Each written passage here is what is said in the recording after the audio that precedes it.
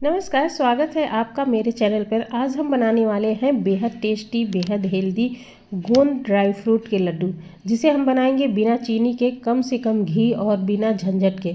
तो चलिए शुरू करते हैं इसे बनाना। ये आसान और एनर्जी से भरपूर रेसिपी है।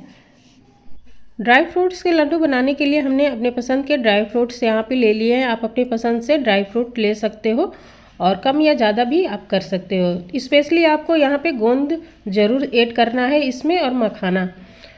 तो चलिए सबसे पहले क्या करते हैं कि कढ़ाई में घी डाल लेते हैं। तो मैंने यहाँ पे घी को 1 चम्मच ही डाला है, और 1 चम्मच घी में ही हम सारे ड्राई फ्रूट्स को भून लेंगे। तो सबसे पहले हमने यहाँ पे बादाम डाल दिया। बादाम को मैंने बारीक काट के पहले से ही ले रखा है, और इस तरह से बादाम को सबसे पहले डालकर भून लेते हैं। जब बादाम हल्का सा भुन जाएगा तब हम इसमें काजू भी डाल देते हैं।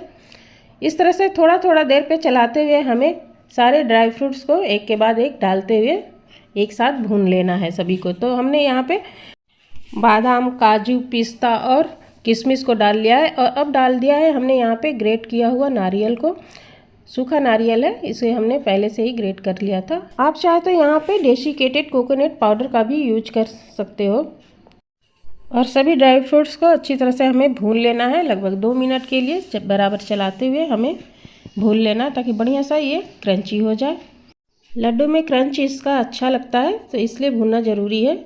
ये हमारे भून चुके हैं, इसे हम निकाल लेते हैं किसी बर्तन में, किसी गहरे बर्तन में निकालेंगे जिसमें हम लड्डू तैयार करेंगे। और अब डाल लेते हैं फिर से कढ़ाई में 2 से 3 चम्मच हम देसी घी डाल लेते हैं, और उसके बाद हमें इसमें गोंद को फ्राई करना है। तो लेते हैं गोंद, और इसमें थोड़ा थोड़ा डालते हुए हम इसको फ्राई कर लेंगे। तो तेल अच्छे से गर्म हो जाने के बाद गैस का फ्लेम आप लो कर दीजिएगा, और लो फ्लेम पे ही गोंद को तल के निकालना है। गैस का फ्लेम अगर हाई रहेगा तो गोंद हमारी अच्छी तरह से अंदर तक नहीं सीख पाएंगे, और वो कच्चा रह जाएंगे अंदर से और ऊपर से जल जाएंगे। तो इसलिए हमें गोंद को तलते समय हमेशा गैस के फ्लेम को लो रख के ही हमें इसे तलना है और तल के निकालना है। तो इस तरह से ये एक बैच हमारा तल चुका है। इसी तरह से जितने भी हम गोंद इसमें डालेंगे लड्डू में, वो सभी को लो फ्लेम पे ही तल के निकाल लेंगे। तो इस तरह से मैंने सारे गोंद को तल लिया है। कढ़ाई में थोड़ा सा घी रह गया है, इसी घी में हम आटा को भून लेते हैं। आप चाहे तो मखाने को भून लीजिए, जैसी आपको लगे आप भून लीजिए। तो यहाँ सबसे पहले मैं आटे को ही डाल लेती हूँ। यहाँ पे 2 कटोरी हमने यहाँ पे आटा लिया है। तो आटा बहुत ज़्यादा मत डालिए। यहाँ पे मैंने 2 कटोरी ही आटा लिया है। गेहूं का आटा है, जो नॉर्मल हम डेली यूज़ में खाते हैं रोटी बना के, वही आटा है। और इस तरह से आटा को हम डालने के बाद भून लेंगे। बराबर चलाते हुए हम इसे भूनेंगे, नीचे से लगना नहीं चाहिए, इसलिए गैस का फ्लेम लो ही रख के भूनिए। तो ये बढ़िया से भून जाता है, और हमें हल्की सी इसे कलर चेंज होने तक भूनना है, यानी कि हल्का सा बादामी कलर आ जाएगा, यानी कि हल्का सा ब्राउन दिखने लगेगा, तब तक ही हम भूनेंगे। बहुत ज़्यादा इसे नहीं डार्क करेंगे। आटा जब भुन जाता है तो हल्की सी खुशबू भी आने लगती है। तो बस आटा हमारा भुन चुका है, इसे गैस से हम उतार लेते हैं, और उसी बाउल में यानी कि उसी बर्तन में हम डाल लेंगे जिसमें हम सारे ड्राई फ्रूट्स को निकाल के रखे हैं। और फिर से हम कढ़ाई में 1 चम्मच के लगभग घी डाल लिए हैं, और अब मखाना को हम भून लेते हैं। तब तक भूनेंगे जब तक कि मखाना हमारा बढ़िया सा क्रिस्पी ना हो जाए। इसे तोड़ के हम चेक भी कर लेंगे, बढ़िया से हाथ से मैश हो जाएगा तो मखाना अच्छी तरह से ये भुन चुका होगा। तो इसे चेक करके देख लेते हैं हाथ से तोड़ के। तो ये अच्छी तरह से ये मैश हो जा रहा है, बस थोड़ा सा बाकी है, यानी कि हल्का सा। इसे और हम कुछ देर भूनेंगे तो ये बढ़िया से हो जाएगा। तो इस तरह से कुछ देर चलाते हुए इसे और भी बढ़िया से भून लेंगे, और जैसे ही मखाना भून जाएगा इसे हम निकाल लेते हैं। निकालने के बाद इसी कढ़ाई में हमें चाशनी को बनाना है, यानी कि गुड़ की चाशनी से हम लड्डू को बाइंड करेंगे।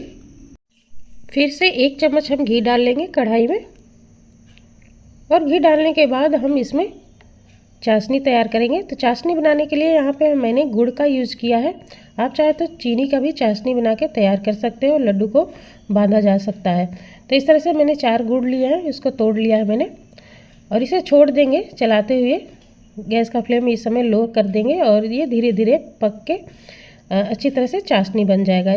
हमें जो चाशनी तैयार करना है ना, वो कोई तार वाली चाशनी नहीं तैयार करना है। यहाँ पे मैंने थोड़ा सा पानी भी डाल दिया है, यानी कि 2 से 3 चम्मच पानी डालेंगे। बहुत ज़्यादा पानी हम नहीं डालेंगे चाशनी में, क्योंकि ज़्यादा पानी डाल देंगे तो फिर पतला हो जाएगा चाशनी, और फिर जब हम लड्डू तैयार करेंगे तो वो लड्डू हमारा फीका बन के तैयार होगा और फिर ज़्यादा दिन तक हम उसको रख नहीं सकते उस लड्डू को। तो इसलिए हमें जब गुड़ की चाशनी बनाएंगे ना तो इसमें पानी का यूज कम से कम करेंगे, यानी कि 2 से 3 चम्मच से ज़्यादा बिल्कुल नहीं इसमें पानी डालेंगे, और चाशनी हमारी गाढ़ी बन के तैयार होगी। और तार वाली चाशनी हमें नहीं चाहिए लड्डू को बांधने के लिए। बस इसे हमें गुड़ को मेल्ट करना है और सिर्फ 2 मिनट के लिए पका लेंगे, ताकि अच्छी तरह से जो हमने पानी डाला है ना वो पक के इसमें थोड़ा सा एब्जॉर्ब हो जाए, पानी ख़त्म हो जाए। तो इसलिए हमें उतना ही पकाना है। फिर हमने मिक्सर जार में जो गोंद तल के लिए थे और जो हमने मखाने को भुना था, इन दोनों को हम अच्छी तरह से मिक्सर में पीस के एक पाउडर तैयार कर लिया है मैंने, और इसमें डाल लेते हैं। तो गोंद को आप चाहे तो ऐसे ही खलबट्टे में कूट के डाल लीजिए, या फिर मिक्सर में बढ़िया से पीस के इस तरह से तैयार करके आप लड्डू तैयार करिए। मैंने मिक्सर में पीस के ही लिया है, और सारे मिश्रण में अच्छी तरह से मिक्स कर लेंगे।